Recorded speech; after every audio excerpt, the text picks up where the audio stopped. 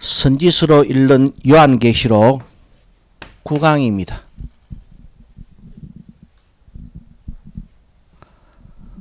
예수 그리스도의 초림과 흘러내리는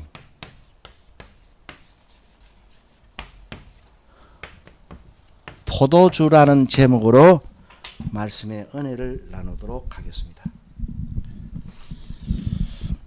저번 시간에는 우리가 천지개벽과 넘쳐나는 생수라는 제목으로 하나님의 말씀을 상고해 보면서 우리가 좀 다시 한번 생각해야 하는 부분이 있지 않는가를 생각해 보았습니다.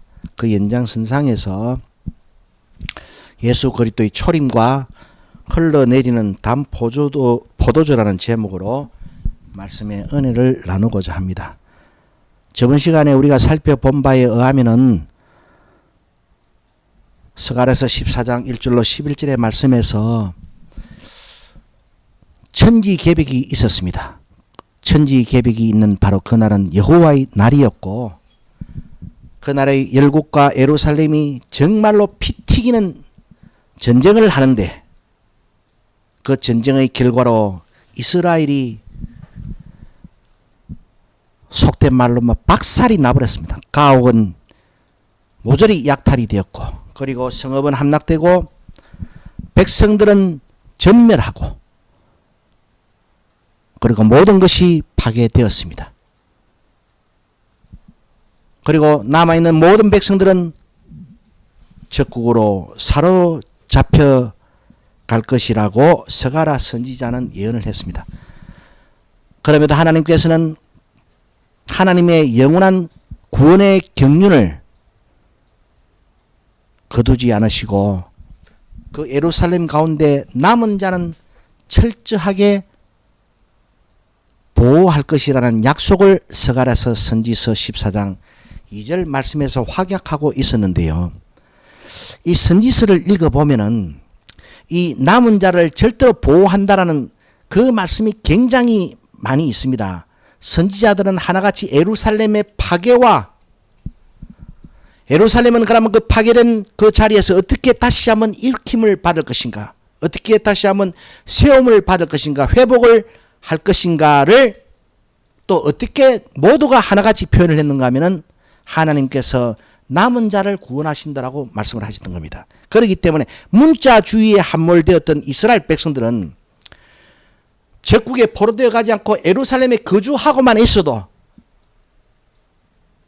자기 살림살이와 자기 인생이 파탄이 나가지고 만신창이가 되어도 자기는 그래도 예루살렘에 이 장소적으로 주소적으로 거주하고 있기 때문에 나는 복받은 백성이다라는 의식을 죽을 때까지 잃지 않았습니다. 그리고 계속해서 스가랴 선지자가 그날에 여호와께서 이스라엘 백성들의 처참한 패배의 그 한가운데에 원군으로 뛰어 들어오시면서 이스라엘 백성들을 다시 한번 무장시켜 가지고 열국을 박살을 내버린다라고 예언을 그렇게 또 생생하게 했었습니다. 그와 같이 하나님께서 이스라엘 백성들을 구원하시기 위해서 그 전쟁의 한가운데에 뛰어드시는 바로 그 순간에 하나님께서는 어디에 착륙할 것인가. 그래서 그 모든 선지자들은 감람산, 그것을 또 시온산이라고 표현을 했었습니다.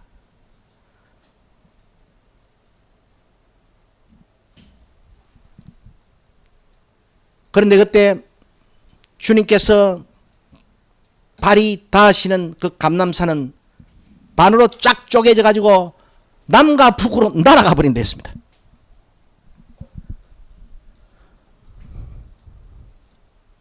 그런데 이제 그날에 하나님께서 그와 같이 웅장한 모습으로 이 땅에 하강하시는데 그 열국이 어떻게 남아날 수 있겠습니까? 열국이 그럼에도 남은 전쟁을 승리할 수 있겠습니까? 당연히 누가 보더라도 그 문자에 딱 함몰되어서 보면은요, 이스라엘 백성은 백전백승하게 되어 있었습니다.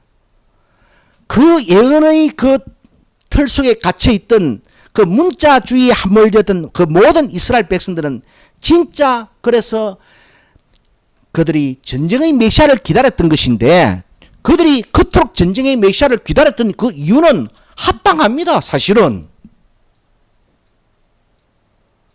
아니 진작에 주님께서 나는 그 마국간 근처에서 동령녀 뱃속에서 응애하고 좀 나올 때 그때 단디 눈여겨보다가 나를 알아봐라, 그렇게 말씀을 하지 않고 임하시는 날에는 난리가 나는 것처럼, 천지가 개벽하는 것처럼 말씀을 하셨단 말입니다. 그리고 열국을 박살을 내버리는 것처럼 말씀을 했는데, 그 이스라엘 백성들이 자기도 사람이고 우리도 사람인데 전쟁의 메시아를 기다릴 수밖에 없었던 거예요. 그들은 더더욱 전쟁의 메시아를 기다릴 수밖에 없었습니다.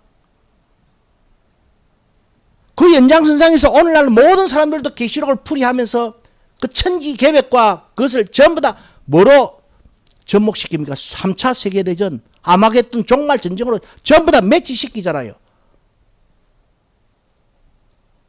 구약 이스라엘 백성들이 그랬던 것은 좀 더 우리가 그렇게 착각하는 것보다 더 이해가 되는 부분이 있다는 것을 여러분 명심하셔야 됩니다.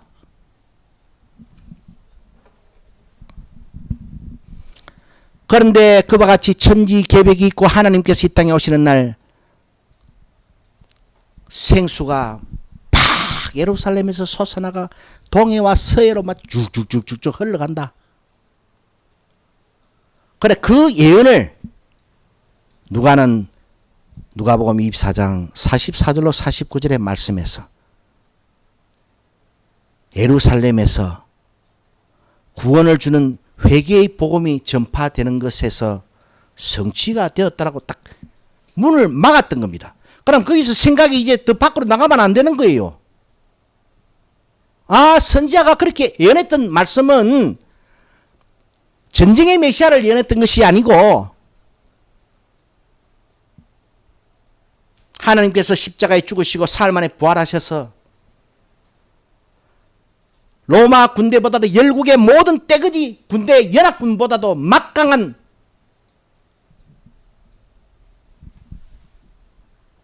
죄와 사망의 군대를 섬멸하시고 우리에게 구원을 주셨다는 것으로 이해를 해라고 누가는 딱 그렇게 해석의 지점을 딱 가르쳐 놓았는데, 그러면 우리가 다시 오시는 재림을 예언하고 있는 요한계시록을 이해할 때 어떤 틀 속에서 이해를 해야 그 정상이겠습니까? 이것을 다시 한번 우리가 되새겨 보면서, 제가 오늘 본문은 예수 그리스도의 초림과 흘러내리는 포도주라는 제목을 설정을 했는데, 여러분 사도행전 15장 1절로 11절의 말씀입니다. 사도행전 15장 1절로 11절 요 말씀을 보면은 AD 51년경입니다. 이때 예루살렘 그 교회 안에서 요 당시까지만 하더라도 예루살렘 교회가 모든 이방의 교회 가운데 우뚝 솟은 정말로 교회 중에 교회였습니다. 한때는 이 예루살렘 교회 안에서 12사도가 동업 협력 목회를 했었고요. 그 잘난 사람들이 12사람이 오로지 지위 고하를 막느라고 네가 더 잘나니 내가 더 잘나니 소리 같은 거 개소리 안 하고 말입니다. 오늘날에는 교회 안에 한번 보십시오. 담임 목사하고 부목사 둘이만 딱 갖다 놔버리도 그날로부터 담임 목사가 부목사를 얼마나 밟아 제끼는지, 또 그 부목사는 그 눈치를 비미 죽도록 보면서 그렇게 또 자기가 담임 목사가 되고 나면은요, 또 지 밑에 들어온 부목사를 갖다가 못 살게 굽니다. 바람만 한마디 해보고 지보다 설교만 좀 잘해보면 막 눈에 가시가 돼가지고 저놈을 언제 내 보내는가 벼르고, 아이고 문디 새끼들. 저도 그런 자리에 있었으면 아마 그래 됐을 거예요. 100%. 그래 복을 받아가지고 그런 자리에 근처도 못 가게 하는 거예요. 저 솔직히 말합니다. 저도 그런 자리에 들어가면은요, 딱 그놈 됩니다. 인간은 딱 타고난 본성이 똑같아요.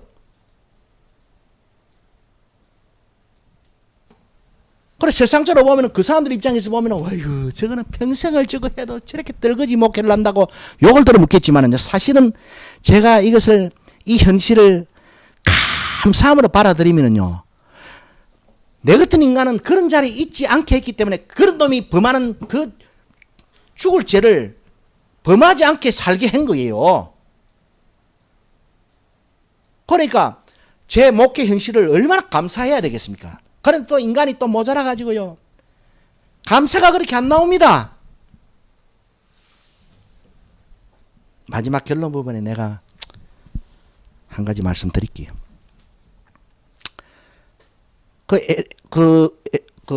사도행전 15장 1절로 11절의 말씀에 보면은 요 당시에 어떤 논쟁이 있었는가 하면은 그 할례 논쟁이 그 바울 서신에 보면은 막 극명하게 나와 있잖아요.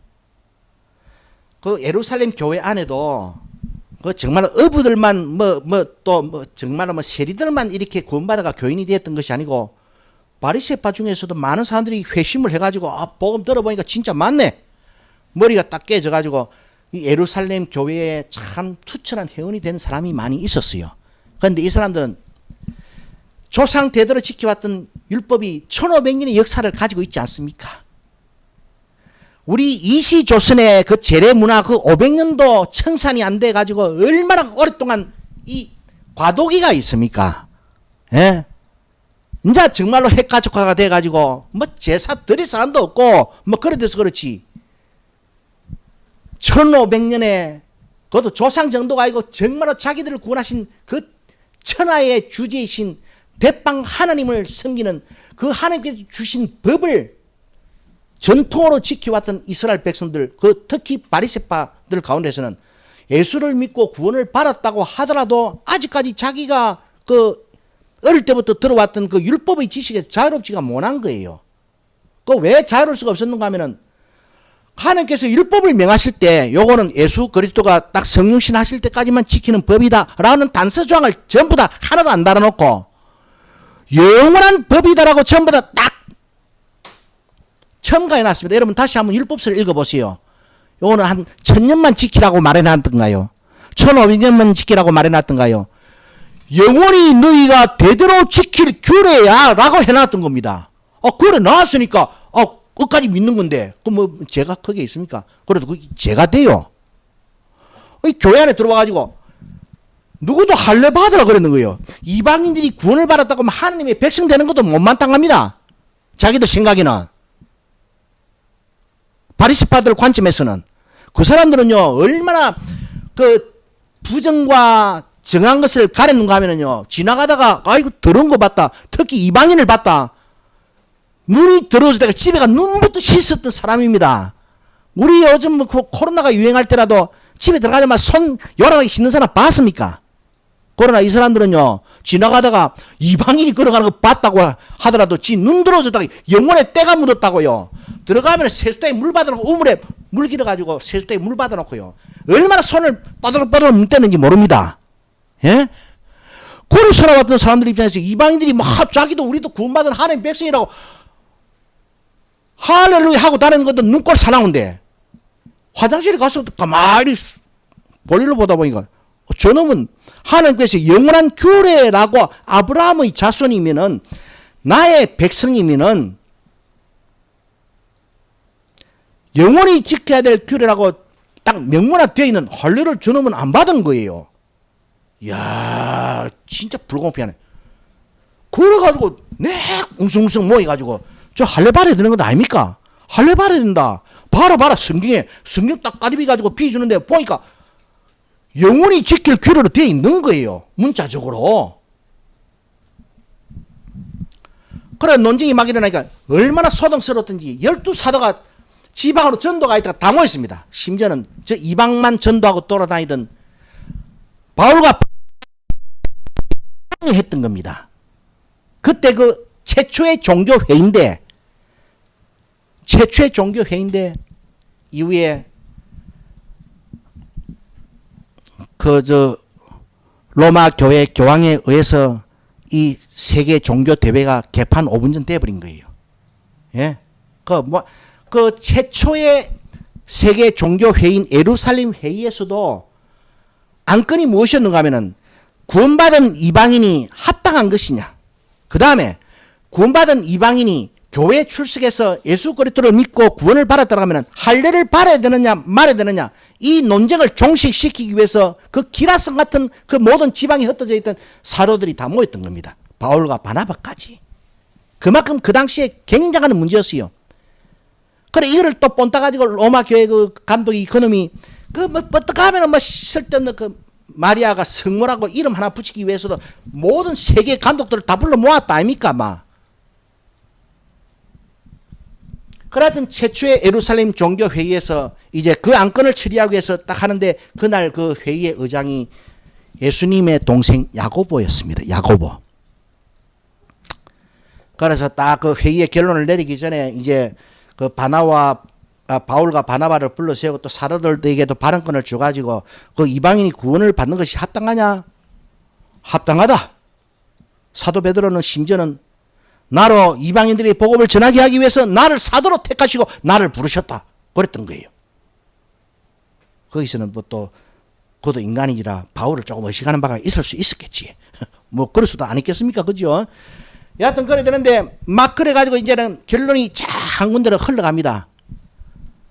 이방인도 구원받은 백성인데 할례는 의무조항은 절대로 아니다. 이것을 이제 명문화하자.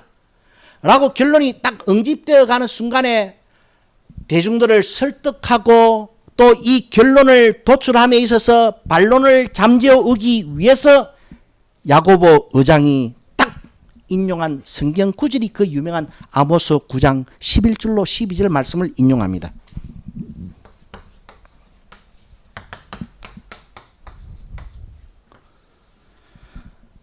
이 말씀을 인용하면서 이 예언은 아모스 선지자는 그와 같은 용어로 그와 같은 어법으로 그와 같은 표현으로 예언을 했는데 우리가 저번 시간에 살펴봤던 스가랴 선지자는 하나님이 이 땅에 오시는 날 막 열국과 한판 대빵 종말 전쟁을 일으키는 날이고 그 발이 감람산에 있을 때 막 감람산이 남북으로 막 튕기가 날아가 버리고 대신에 예루살렘에서는 생수가 솟아나는 것으로 표현을 했잖아요. 그런데 아모스는 또 좀 다르게 표현을 해놨습니다. 아모스는 왜 이 아모스는 직업이 주업이 농사일이고 뻥치는 재배자입니다. 뽕나무 재배업자. 그러다 보니까 그의 그 인생의 경력과 그 모든 경험에 합당하게 성령께서 조명하시어 다가오는 하나님의 세계를 그와 같은 용어로 표현하겠는데 야고보 의장이 딱 그 말씀을 인용해가 그 말씀이 지금 이 시대에 이와 같이 성취가 되었으니 이방인들이 구원받는 것을 눈꼴사납게 보지 말 것이며 첫째, 두 번째로 그들에게 할례를 강요하지 말자. 괜히 그 고민하게 하지 말자. 괜히 마음 아프게 하지 말고 그 생사를 갖다가 다 큰 사람을 갖다가 화장실 가서 도려내려고 하면은 우리야 난지 8일 만에 받아가지고 아픈지 뭐 시원한지도 모르고 막 받았지만은 아주 다 큰 어른들 갖다가 돌을 갈아가지고 잘라내 봐라가 반 죽어버린다 아이가 마치지도 없는데 아니 뭘 하고 우리가 애써 뭐 턱줄하게 믿게 할 기라고 그런 괴로움을 줄 것이냐. 둘째 그러니까 할례를 그들에게 강요하지 말 것. 딱 그러면서 그 예수 그리스도로 말미암아 이스라엘 백성과 이방인들이 함께 구원받은 하나님의 백성으로 하나님의 성산으로 하나님의 구원의 도성으로 들어온 것을 아모스 9장 11절로 12절의 말씀을 인용해서 이 예언은 여기서 성취가 되었다. 이 시대에. 그래서 제가 이제 아모스 9장 11절로 12절의 말씀을 중심으로 해서 아모스 9장 11절로 15절의 말씀까지를 살펴보겠습니다.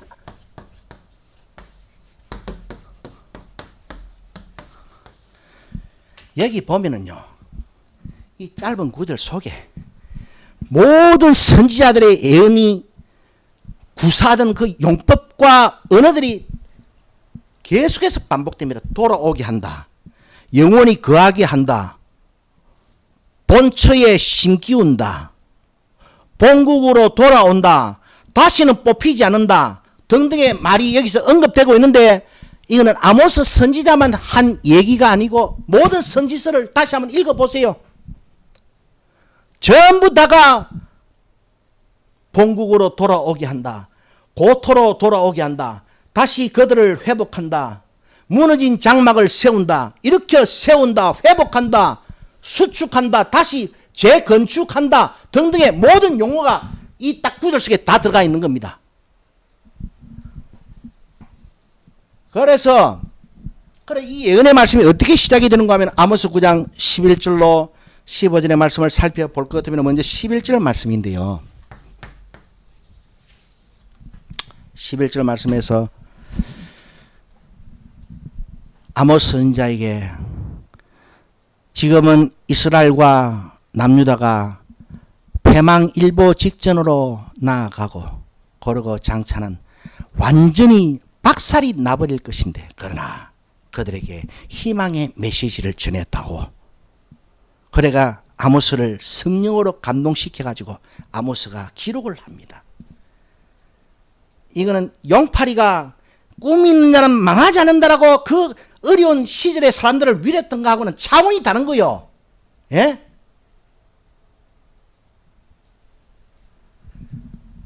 미국에 귀신같이 생긴 그 뭐 얼굴 길쭉한 놈 그놈 있지요. 잘 될 것을 상상 안에서 하는 거. 그런 그 개소리하고 차원이 다른 겁니다. 그 패망한 이스라엘 내가 어떻게 회복시킬 것인가. 내 그날에 정말 아모스 일을 통해서 그 후시대의 모든 남은 자와 내가 굳게 약속을 하는데 나는 일을 지어 성취하는 하나님으로서 이 내가 지금 말한 것을 성취할 것이야. 그날에 내가 무너진 다윗의 장막을 일으킨다.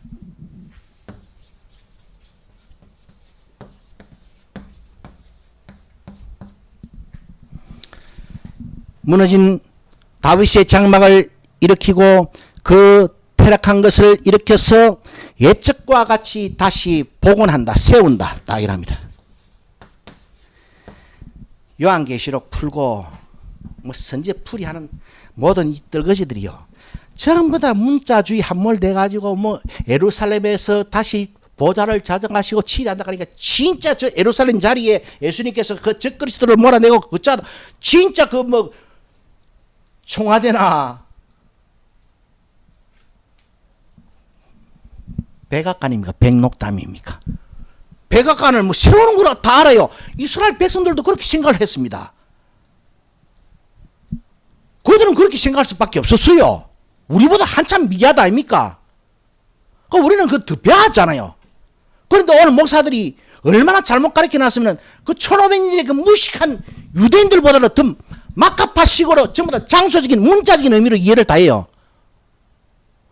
이 구절을 인용을 했는데 이것이 문자적으로 성취됐습니까? 그래가 예수님이 이 땅에 오셔가지고 무너진 예루살렘 성전을 뭐 다시 복원하고 뭐 헤롯의 성전 정거나 마음에 안 드니까 다 때려 뽑아라. 내가 막 사람 안에 다시 지으란다. 그래가 다시 지었습니까? 목숨 불러가지고. 실제 집이 아니잖아요. 건물집이 아니잖아요. 그러면서 12절에 이 말씀이 중요한데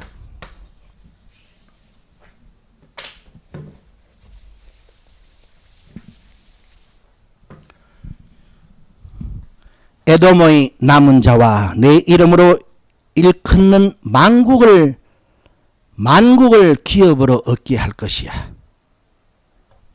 요 한 구절의 말씀을 에돔의 남은 자와 내 이름으로 일컫는 만국을 기업으로 누가 얻게 한다? 예루살렘이 얻게 한다. 여기서 우리가 제가 하나 미리 주지시켜 드리는 것은 요한계시록에 보면은 뭐 엄녀가 있고 뭐 땅의 어미들이고 뭐 행음하게 하고 뭐 또 뭐 그로 인해서 뭐 취하고 이런 용어들이 있지요. 요거는 선지서를 잘 알아야 그 의미를 이해할 수 있고 표현할 수 있습니다. 그래 지금 목사들 그 표현하고 그 떠들고 돌아다니면서는 딱 개소리예요. 그거 들을 게 없습니다. 그거.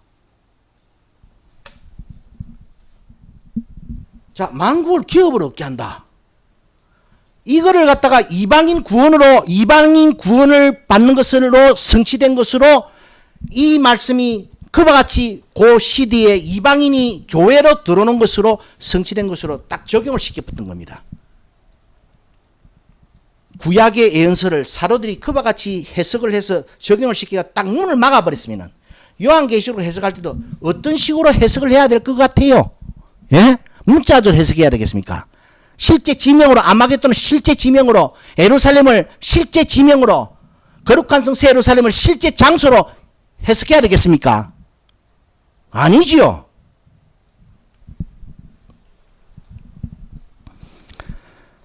요 두 구절의 말씀을 인용을 했습니다. 그러나 저는 여기서 더 나아가서 나머지 말씀을 읽어보는데 13절에 보면 이제 어떤 말씀이 있는가 하면,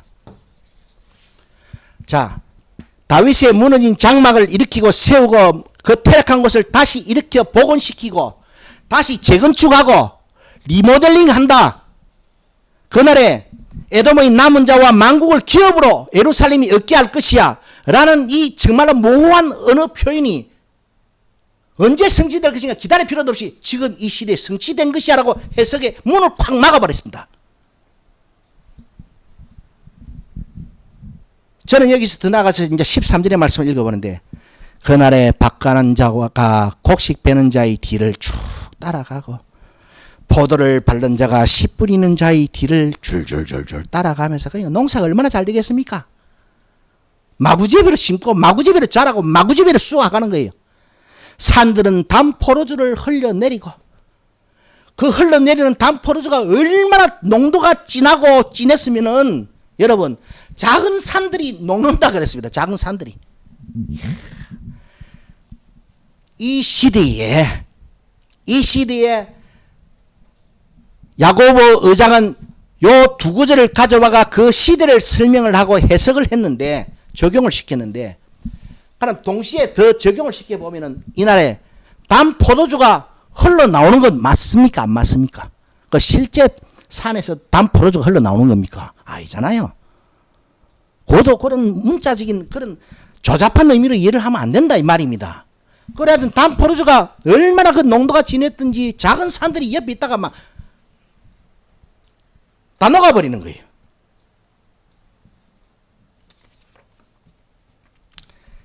또 그리고 14절에 이날은 이스라엘에 사로잡힌 것을 돌이키는 날. 이스라엘에 사로잡힌 것을 돌이키는 날. 아, 이 날이 야고보 의장이 딱 문을 막은 그 지점이 이스라엘에 사로잡힌 것을 돌이키는다는 선지자들의 예언이 성취되는 날이었구나. 그러면은 에스겔 선지서나 이사야 선지서나 나머지 모든 선지서에서 뭐 이스라엘에 사로잡힌 것을 돌이킨다, 그걸 갖다가 바벨론 포로주에서 돌아오는 것으로만 해석을 해야 되겠습니까? 아니면은 그것의 의미를 넘어서 시간을 관통하여 예수 그리스도의 초림까지 나아갔다 하면은 초림에서는 다시 또 어디까지 나아가야 되겠습니까? 재림까지 나아가라고 요한계시록이 그 선지자들의 용어를 가지고 와서 교회에게 편지를 한 거예요. 그래서 요한계시록 해석은 저처럼 해야 되는 겁니다. 뭐 듣든지 말든지 상관없어요. 저는. 저 분명히 말씀드렸잖아요. 그날에 제 복음은 확정될 것이라고.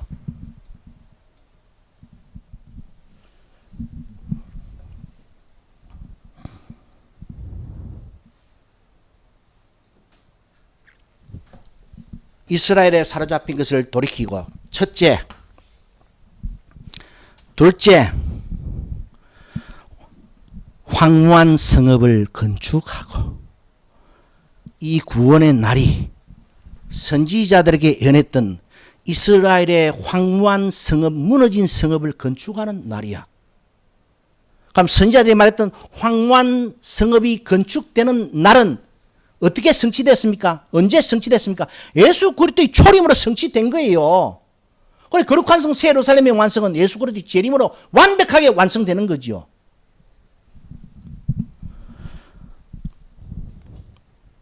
그날에 세 번째로 포도 농사가 흥왕한다. 이사야 선지자는요, 다가오는 성령이 부어지는 시대를 정말로 밭농사 목축업이 막 엄청나게 부흥하는 것으로 예언을 해놨습니다. 그런데 또 그 구약의 이스라엘 백성들도 그렇게 이해를 했습니다. 그러나 그 사람들은 몰랐다 합시다. 그 지금은 신약 교회 시대는 그 약속된 시대로는 예수님이 당신의 사로들을 새로 일으켜가지고 바로 가르쳐가지고 단디 알아묻게 하고 그 똑바로 이해하도록 하겠다고 했는데 아직도 이해 못하고 그 무식한 구약 이스라엘 백성들을 더 황당하게 해석하고 이해하고 있는 사람들, 관심 없는 사람들은 담임 목사한테 얼마나 황당한 것을 배워서 그렇겠습니까? 그리고 그 가르친 그 목사가 그 정상이 아니다 이 말입니다. 그게 알겠습니까? 예?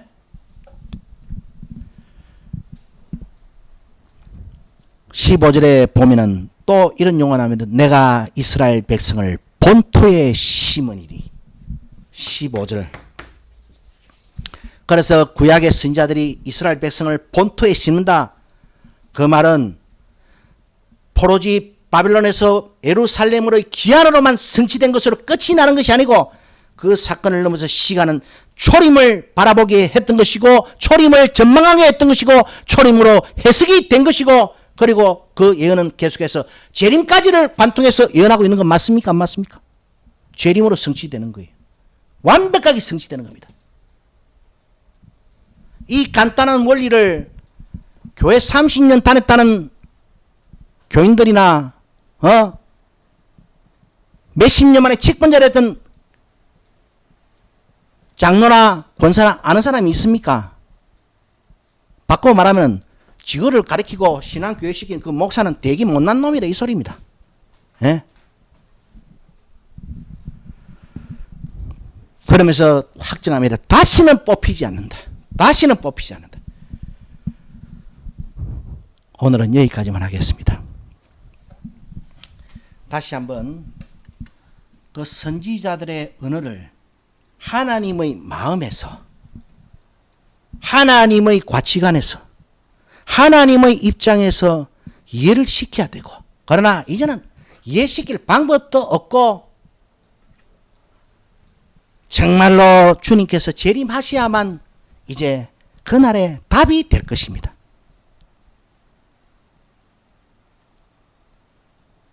누가 보더라도 저거는 맨 땅에 헤딩하는 것 같고 캄캄한 벽에 박치기 하는 것 같고 뭐라고 저렇게 설교하고 뭐라고 저렇게 복음 전하노?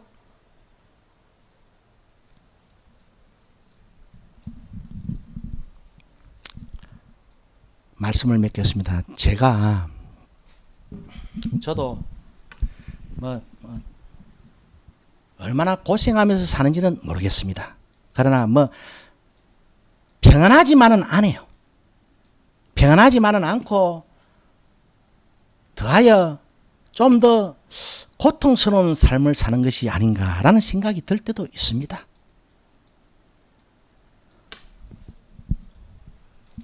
제가 신앙생활 하면서 그러니까 내 기준에서 나는 어떻게 신앙이 성장되어 왔는가.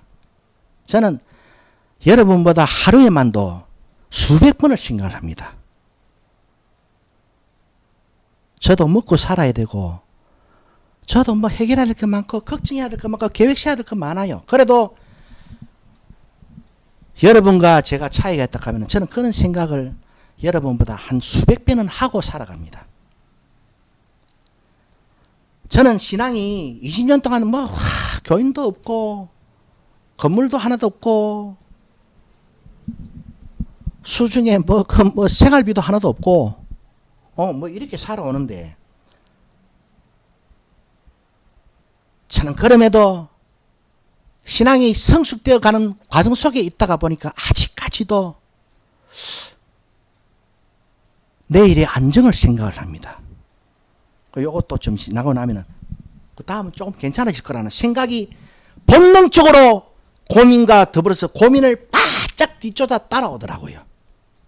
그런데 시간이 갈수록 그 생각이 줄어들고 제가 제 기준의 신앙이 성숙했다는 그런 겁니다.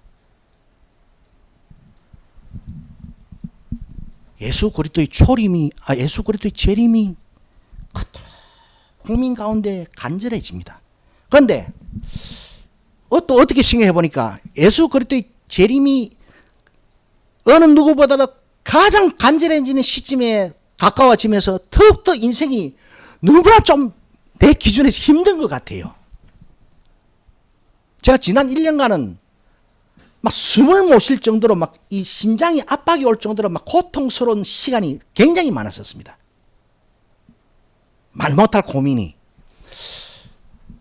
그럼에도 제가 어떤 죄책감을 많이 가졌는가 하면, 야, 이거 내가 정말로 내 모든 환경과 상황을 떠나서 예수 그리스도의 재림을 순수하게 갈망해야 될 사람이 인생살이에서 해답이 전혀 안 보이고 심장에 피가 멎을 것 같으니까 살아보려고 주님의 재림을 보상심리 차원에서도 갈구하는가 싶어가지고 제가 또 그 영혼의 찢기를 털어내려고 요즘도 굉장히 분투 중입니다. 제가 사실은 분투 중인데,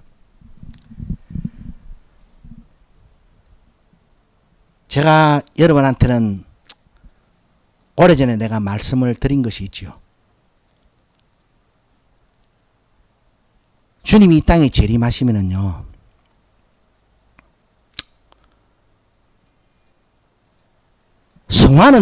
성화는 우리가 힘써 이루어가는 과정 속에 재림 앞에 설 때까지 과정이고, 영화는요, 우리가 취하고 우리가 소유할 수 있는 것이 아니고, 우리가 쟁취할 수 있는 것이 아니고, 우리가 달려가고 그 꼬리님에 꼬리날 수 있는 것이 아니고, 그건 하나님이 주시는 선물입니다. 영화는. 그런데 우리가 성경에서는 그렇습니다. 여러분 담임 목사들은 고민 가득한 이 세상 가운데서 여러분의 자식 문제가 조금 걱정거리가 없어지고 여러분의 사업에 걱정이 좀 없어지는 것으로 하나님의 축복이 성취된 것으로 축복해 줄 때가 얼마나 많이 있습니까? 그러나 성경은 분명히 그렇게 말씀하고 있잖아요. 가장 큰 축복은 하나님의 말씀대로 사는 법이다. 시편은 그렇게 시작되잖아요. 가장 복 있는 자는 하나님의 말씀대로 지키 행하는 자입니다. 그런데 우리는 이 살아가는 동안 절대로 하나님의 말씀을 온전하게 지키 행할 수가 없습니다. 그런데 복은 무엇입니까? 말씀을 지키 행하는 것이 가장 큰 복이라 그랬잖아요. 그래서 제가 말씀드리지 않습니까? 영화는 하나님이 주시는 최고의 축복이고 최고의 영광이고 최고의 선물입니다. 이것을 사도 바울은 알았습니다. 제가 이 시간들이 다 지나고 나서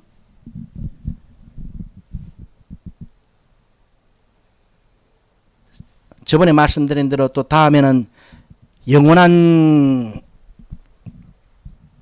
예언 요한계시록, 또 마지막에는 영원한 노래 요한계시록이라고 해서도 또 뭐 강론 부분 뭐 이런 부분도 조금 설명을 드릴 것인데, 맨 마지막에는 제가 불멸의 제국이라는 제목으로 요한계시록 강의에 대미를 장식하겠다고 말씀을 드렸는데, 그래서 이 하나님이 주시는 최고의 영광, 최고의 축복, 최고의 선물 영화는 그 영화를 사도 바울은 자신의 서신에서 신령한 몸의 영광으로 표현을 했습니다. 그리고 더불어서 부활의 영광으로 표현을 했습니다. 이거는 내가 미리 말씀드리는 답입니다. 그래, 이거는 누구에게 주어질 것인가? 가장 큰 복이 무엇이라 했습니까? 말씀을 지켜 행하는 삶이라고 했습니다. 그래서 여러분은 앞으로 오늘 이 시간부터 하나님의 말씀대로 가장 완벽하게 살아보기를 꿈꾸고 가장 살아보기를 힘쓰는 삶을 살아가십시오. 그 사람에게 하나님께서는 영화를 허락하실 것입니다. 영화가 딱 되는 순간에는 제가 말씀드렸지 않습니까? 멀쩡하게 같이 부부로 살았습니다. 부부로 살았지만은요, 아니 부인이 시장 장 보러 간 사이에 뭐 차에 받치 가지고 말입니다. 음주운전에 받치 가지고 날아가 본데 머리가 쾅 부딪히면서 기억상실증이 걸려버렸어요. 그 사람은 이 세상에서 섞여서 살아갈 수 있겠습니까? 그렇겠습니까? 살아가지게 되어 있습니다. 과거의 기억을 완전히 깡그리 잊고도 좀 멍할 뿐이지, 그러나 조직 구성원 사이에서 살아갑니다. 과거의 모든 기억을 잊어버리더라도. 영화가 무엇인 줄 압니까? 하나님의 축복이 쾅 주어지는 순간이에요. 여러분의 마음속에서 하나님의 말씀대로 살지 못했던 그 모든 죄악의 요소, 아무리 여러분이 살아 생전에 성화를 통해서 달성해 보고자 했던 영화, 그럼에도 달성할 수 없었던 그 영화의 과정, 영화의 지점까지 그 분투하며 싸웠던 죄와의 싸움이 완전히 끝장이 나버립니다. 그래서 여러분의 몸과 영혼 속에서 죄가 싹 다 빠져가 버리는 거예요. 그리고 이 세상에 살아갑니다.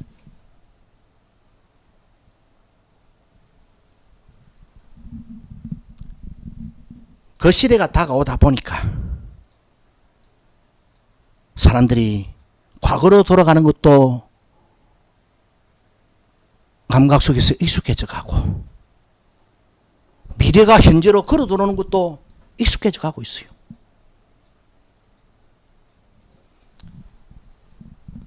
똑같이 여러분 사회생활 합니다. 단 한 가지 기억할 것은 기억상실증 걸렸던 것처럼, 그럼에도 살아갈 수 있었던 것처럼, 똑같이 살아가는 것처럼 영화의 순간에 가장 큰 축복을 누구에게 주신다. 말씀대로 가장 살라고 몸부림, 그러나 살 수 없습니다. 왜? 그거는 종국적으로 하나님이 주시는 선물이기 때문에 그 완벽은 그것이 영화 아닙니까? 그 순간에는 여러분의 영혼 속에서 죄라는 것이 완전히 망각이 되어버립니다. 그 순간에는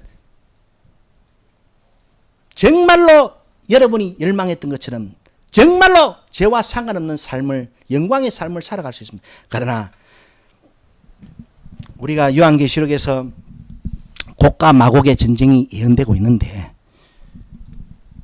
그러나 인간이 워낙 모질어요. 그렇게 하나님의 아들들이 불멸의 영광 가운데 나타나도요, 그러나 세상은 지 갈 길을 가도록 하나님이 막아 세우지 않습니다. 단 자기 아들을 통해서 말할 뿐입니다. 그리고는 절대로 잠잠하십니다, 하나님은.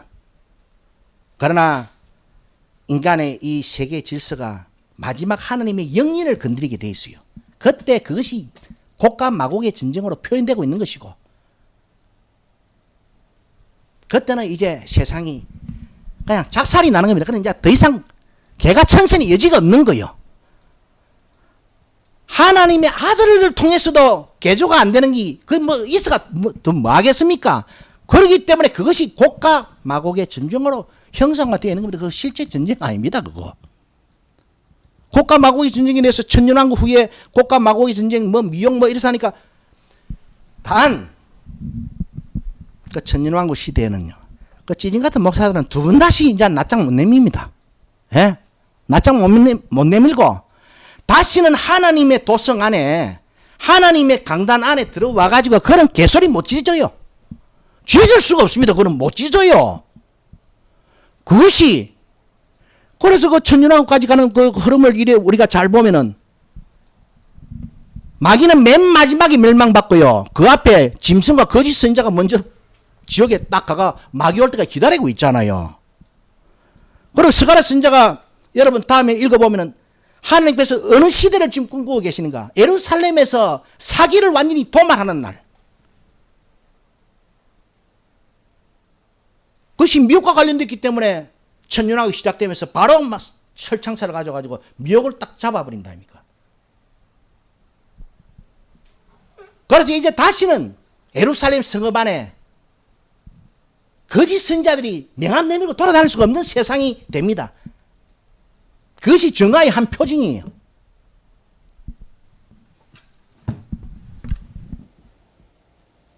그래서 저는 날마다 다가오는 세상을 환영하고 기다리고자 애를 쓸면서 마지막 순간까지 영혼의 찢기까지 한번 깨끗게 해보려고 몸부림을 무지 치는데, 그래서 다가오는 하나님의 영화, 그 선물이 얼마나 위대한 것인가 하는 것을 다른 사람들보다 조금 더 기대하고 설레이고 간절하다는 것을 말씀을 드립니다.